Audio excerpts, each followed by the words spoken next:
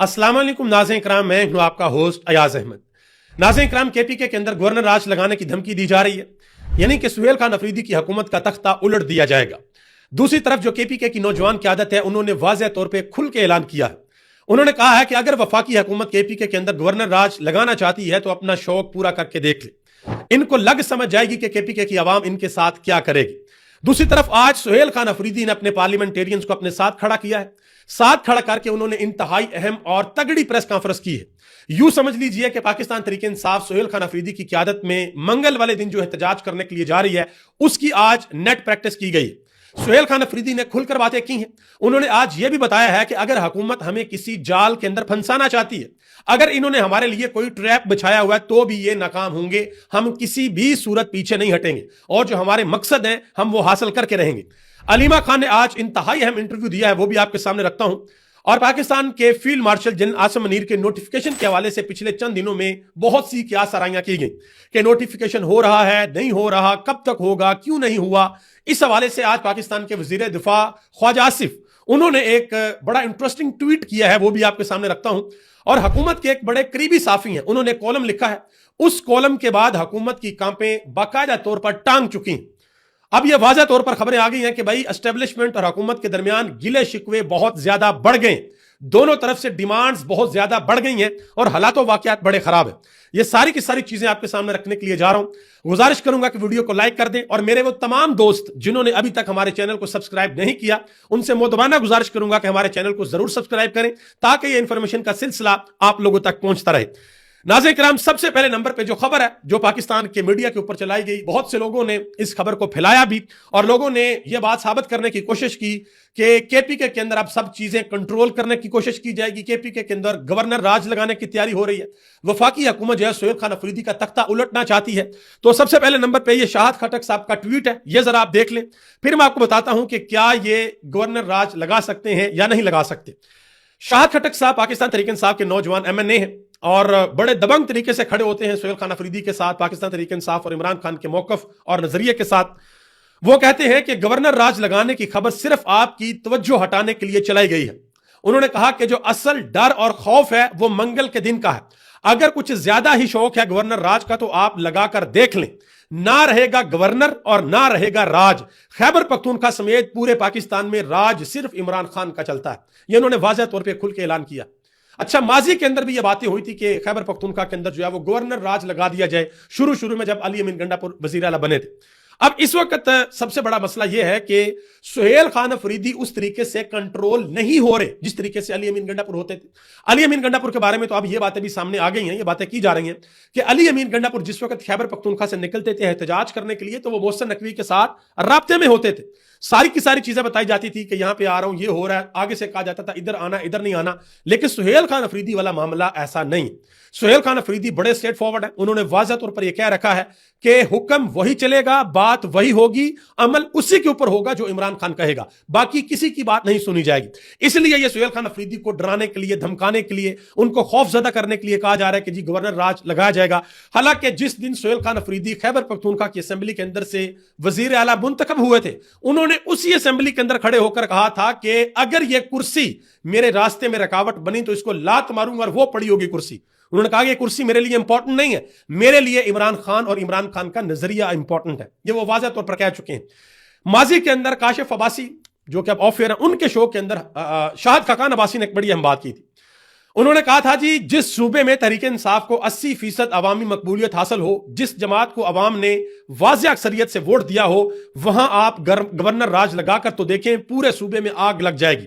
सियासत ऐसी नफरत में बदलेगी कि आप तसव्वुर भी नहीं कर सकते। उन्होंने कहा कि तहरीक इंसाफ सिर्फ अपोजिशन की जमात नहीं बल्कि एक बहुत बड़े सूबे की नुमाइंदा जमात भी है। यह असल चीज है कि अगर आप ये चाहते हैं कि नहीं जी सुहेल खान अफरीदी को काबू करना है तो गवर्नर राज लगा के तो आप काबू नहीं कर सकते। हाँ, सुहेल खान अफरीदी को काबू करने का एक ही तरीका है, जो वो कहता है उसकी बात माने भाई, सिंपल। अब उसने जो पूरी रात अडयाला जेल के बाहर धरना दिया था, अली अमीन गंडापुर तो ऐसा नहीं कर सके थे।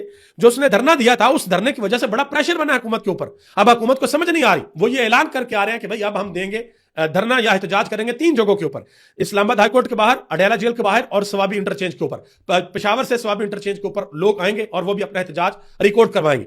अब इस हवाले से आज जो उन्होंने प्रेस कॉन्फ्रेंस की है वो मैं आपके सामने रखता हूं, उससे आपको अंदाजा होगा कि सुहेल खान अफरीदी आगे क्या करने के लिए जा रहे। انہوں نے کہا جی اڈیالہ کے باہر جو میں نے دھرنا دیا وہ بطور وزیر اعلیٰ میرا فیصلہ تھا. انہوں نے کہا کیونکہ ایک وزیر اعلیٰ کے ساتھ امتیازی سلوک کیا جا رہا ہے, مریم نواز کو ایئر فورس کا جہاز دیا جاتا ہے اور میرا پاسپورٹ بلاک کیا ہوا ہے. انہوں نے کہا کہ یہ ایک ہی ملک ہے, اس کے 4 صوبے ہیں, 4 صوبوں میں سے 2 صوبوں کے وزراء اعلیٰ کے ساتھ یعنی کہ ایسے سلوک ہو رہا ہے, ایک کو یہاں پہ رکھا ہوا اور ایک کو یہاں پہ رکھا ہوا ہے.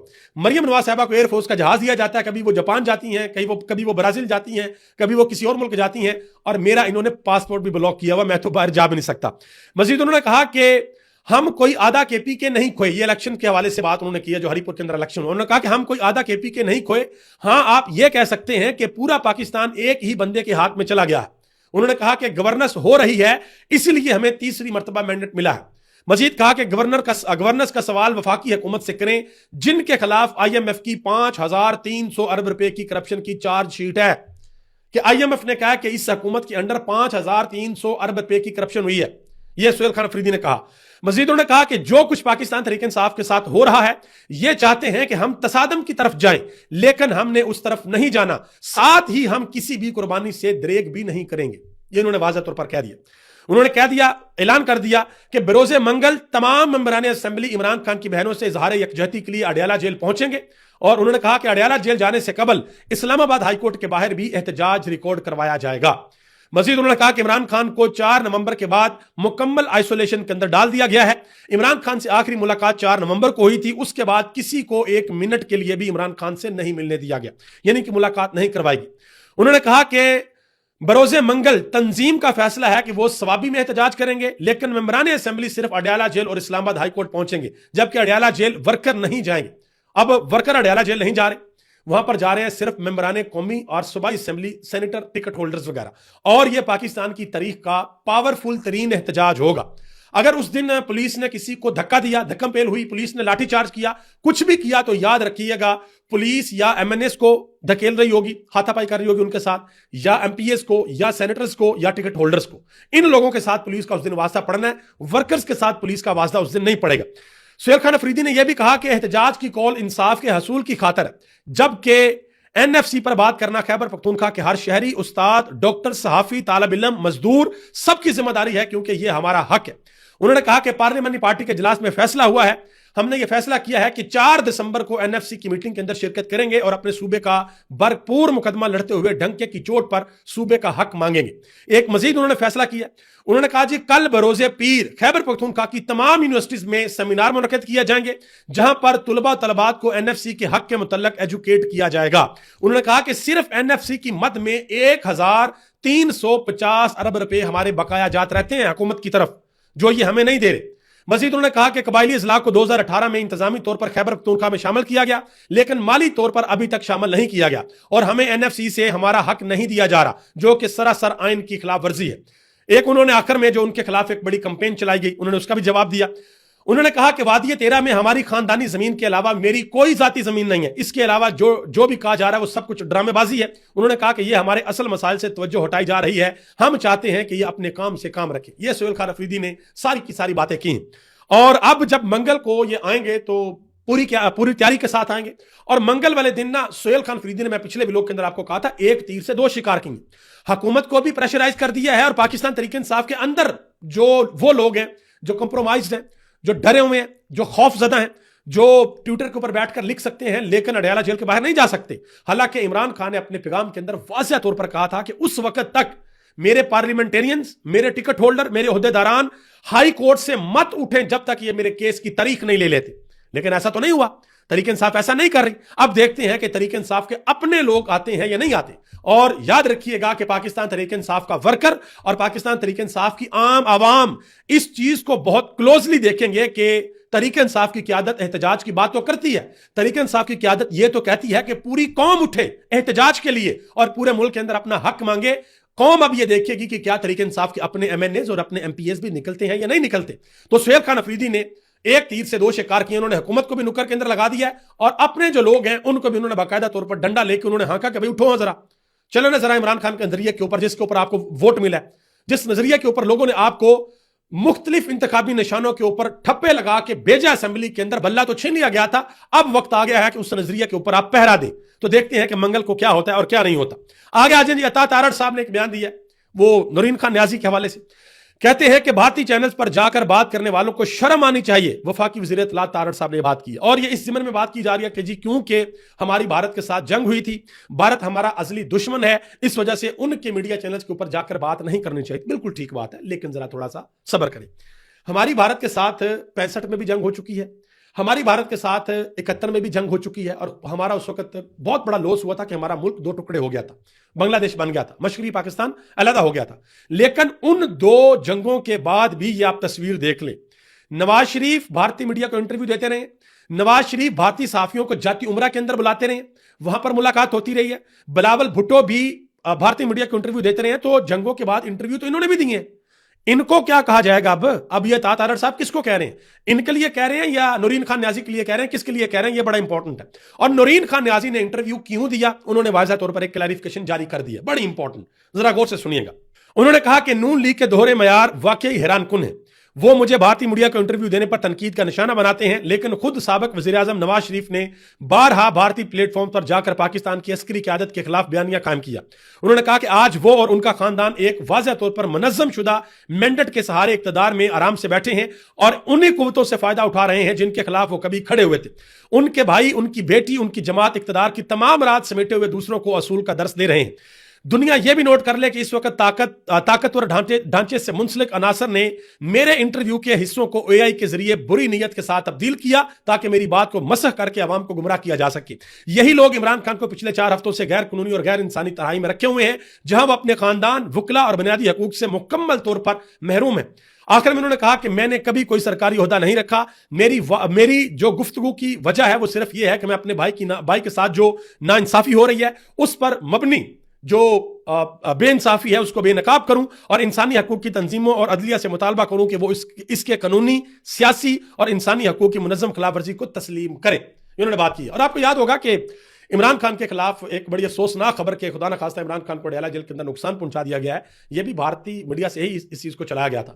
تو نورین خان نیازی نے تو ایک طرح سے ان کی میڈیا پہ جا کر اس کا کاؤنٹر بھی کیا کہ نہیں بھائی ایسی بات نہیں ہے, ایسی یہ ہمت نہیں کر سکتے کہ عمران خان کو ہاتھ لگائیں, ہمیں عمران خان کی خیر و عافیت دریافت کر رہی ہے, ہمیں یہ بتائیں کہ عمران خان کس حال میں. ٹھیک ہے جی, تو یہ انہوں نے باقاعدہ طور پر جواب دیے. علیمہ خان نے ایک انتہائی اہم انٹرویو دیا, اس کو بھی ذرا غور سے سنیے گا. یہ انڈیپینڈنٹ اردو کو انہوں نے انٹرویو دیا. اینکر نے سوال پوچھا کہ عمران خان سے جب آپ کی آخری مرتبہ ملاقات ہوئی تو عمران خان کی صحت کیسی تھی. تو علیمہ خان نے کہا کہ اللہ نظر بد سے بچائے, عمران خان کا ایمان بہت مضبوط ہے. گرفتاری سے پہلے عمران خان کی جو فٹنس تھی جیل میں, اب وہ اس سے زیادہ صحت مند اور مضبوط ہو گئے. آپ کو یاد ہوگا ایک وقت آیا تھا جب باقاعدہ طور پر کمپین چلی تھی کہ عمران خان جیل کے اندر, عمران خان کی طبیعت بڑی خراب ہے اور بڑی ناساز ہے, اور وقت گزرنے کے ساتھ ساتھ یہ طبیعت ناساز ہوتی جائے گی اور خدا نخواستہ عمران خان کو کچھ ہو سکتا ہے. لیکن عمران خان کی بہنوں نے تب بھی کہا تھا, سلمان قنواجہ نے بھی کہا تھا کہ یہ جھوٹ باتیں ہیں, عمران خان جیل کے اندر بالکل ٹھیک ٹھاک اور صحت مند ہے, کسی قسم کا کوئی مسئلہ نہیں ہے. ان دنوں ایک دفعہ عمران خان کے کان میں انفیکشن ہوا تھا اور ایک دفعہ عمران خان کی آنکھ میں انفیکشن ہوا تھا, اور کسی قسم کا کوئی مسئلہ نہیں تھا. مزید علیمہ خان نے کہا کہ عمران خان کے ساتھ جب آخری دفعہ ملاقات ہوئی تو ان کا ایک ہی پیغام تھا کہ میں جیل کے اندر مر جاؤں گا لیکن میں یزیدیت اور فرعونیت کو کبھی قبول نہیں کروں گا. انہوں نے کہا تھا کہ میں مر جاؤں گا لیکن کسی کے سامنے میں نہیں جھکوں گا. پھر علیمہ خان نے یہ بھی کہا, انہوں نے کہا کہ ہمیں کسی نے آج یہ کہا ہے کہ یہ عمران خان کو نقصان پہنچانے والی خبر پھیلا کر صرف عوام کی نبض چیک کر رہے ہیں کہ عوام کا کیسا ریئیکشن آ سکتا ہے. اگر ریئیکشن مینجڈ ہو تو یہ عمران خان کو نقصان پہنچا سکتے ہیں. انہوں نے کہا کہ جب آپ عمران خان سے ملاقات نہیں کرواؤ گے تو پھر ایسی قیاس آرائیاں ہوں گی. مزید انہوں نے کہا کہ ہمیں آج تک جیل کے اندر سے کوئی خبر نہیں ملی تو پھر بیرون ملک تک یہ خبریں کون بھیج رہا ہے کہ عمران خان کو خدا نخواستہ نقصان پہنچا دیا گیا ہے, یہ ہیڈ لائن چل رہی ہیں. مزید ان سے سوال ہوا کہ بشرا بی بی کی حکومت میں مداخلت ہوتی تھی, تو اس پر علیمہ خان نے کہا کہ کیا کلثوم نواز کی حکومت میں کردار پر کبھی کسی نے پوچھا ہے؟ آدھی اسمبلی اس کے رشتہ داروں سے بڑی ہوتی تھی, کیا کبھی آپ نے کلثوم نواز کی مداخلت کے اوپر بات کیا؟ کیا وہ مداخلت کیا کرتی تھی؟ یہ انہوں نے آگے سے بات کی. مزید انہوں نے کہا کہ ہم نے پارٹی کے اندر کیا کردار ادا کیا. انہوں نے کہا کہ یہ بیچارے خود موروثی ہیں, یہ جو نون لیگ اور پیپلز پارٹی والے ہیں, انہوں نے کہا کہ یہ موروثی ہیں اس لیے یہ ایسی باتیں کرتے ہیں. ہم عمران خان کی بہنیں ہیں, ان کے لیے جدوجہد کرنا فرض ہے. باقی پارٹی میں اور پورے ملک کے اندر دیکھ لیجئے ایک ہی بات چل رہی ہے اور وہ بات ہے عمران خان کی. مزید انہوں نے کہا کہ تحریک تو چل رہی ہے جب سے عمران خان نے کہا کہ تحریک کا آغاز ہو چکا ہے. کیا تحریک صرف اسلام آباد آنا ہوتی ہے؟ انہوں نے کہا کہ تحریک صرف اسلام آباد آنا نہیں ہوتی. انہوں نے کہا کہ اسلام آباد آنے سے تو عمران خان نے روکا ہوا ہے کیونکہ وہ جانتا ہے کہ کس طرح انہوں نے بچوں کو چن چن کر ان کے اوپر گولیاں چلائیں. اس وجہ سے عمران خان اب یہ نہیں چاہتے کہ ہم جو ہے وہ اسلام آباد آئیں. مزید انہوں نے کہا کہ ہمیں کسی نے 1 سال پہلے میسج دیا تھا کہ 2 ماہ کے اندر عمران خان کو ختم کر دیں گے. جب ملاقات ہوئی تو میں نے ان کو بتایا تو عمران خان نے آگے سے کہا کہ کیا تمہارا ایمان اللہ کے اوپر کمزور ہو گیا ہے؟ یہ علیمہ خان کو عمران خان نے کہا کہ کیا تمہارا ایمان اللہ پاک کی ذات کے اوپر سے کمزور ہو گیا ہے؟ انہوں نے کہا کہ ٹویٹر کے پیغامات بہت بڑی ذمہ داری تھی، ہم بار بار الفاظ دہراتے ہیں تاکہ الفاظ بھی نہ بدلیں، سارے پیغامات دیکھ لیں، کبھی انہوں نے اپنی ذات کی بات نہیں کی، کبھی انہوں نے میں کا لفظ بھی استعمال نہیں کیا۔ انہوں نے کہا کہ ایک جگہ پر وہ میں کا لفظ استعمال کرتے ہیں کہ میں مر جاؤں گا لیکن فرعونیت کے آگے نہیں جھکوں گا۔ یہ ساری کی ساری باتیں علیمہ خان نے کی ہیں۔ اب ذرا آگے ایک اور انٹرسٹنگ بات آپ کو بتاتا ہوں۔ ابھی حال ہی میں جو اسپیکر قومی اسمبلی ایاز صادق صاحب، انہوں نے اپوزیشن کے کچھ رہنماؤں کے ساتھ ملاقات کی، جس میں اقبال افریدی صاحب بھی شامل تھے۔ انہوں نے ایک بہت بڑا انکشاف کیا۔ انہوں نے کہا کہ پاکستان تحریک انصاف کے وفد نے اسپیکر ایاز صادق سے ملاقات کی اور کہا کہ ہماری عمران خان کے ساتھ ملاقات کروائی جائے، تو اسپیکر نے آگے سے جواب دیا ہماری مجبوریاں ہیں، ہم ملاقات نہیں کروا سکتے۔ یہ پڑی ہوئی ہے total credibility of this government, اس گورنمنٹ کی ٹوٹل کریڈیبلٹی یہ پڑی ہوئی ہے۔ حبیب اکرم نے ایک بڑی اہم بات کی اس حوالے سے، انہوں نے کہا کہ آج حکومت کے بہت قریب سمجھے جانے والے ایک صحافی، انہوں نے کہا کہ سمجھو کہ وہ حکومت کے اندر ہی ہیں، انہوں نے کہا کہ آج وہ مجھ سے پوچھ رہے تھے کہ عمران خان دا کی حال ہے، کی خبراں نے؟ تو حبیب اکرم نے کہا کہ میں نے اس سے کہا کہ اس لیے تو میں آپ کے پاس آیا ہوں کہ میں تو خود آپ سے یہ پوچھنے آیا ہوں کہ عمران خان کا کیا حال ہے، کیا خبریں ہیں، تو کیا صورتحال ہے؟ تو آگے سے انہوں نے کہا جی یہ ان کو بھی نہیں پتا کہ عمران خان کی کیا صورتحال ہے۔ انہوں نے کہا کہ جب عمران خان کے ساتھ آپ ملاقاتیں نہیں کروائیں گے تو یہ مسئلہ لوکل نہیں رہنا، یہ مسئلہ انٹرنیشنل بن جانا ہے۔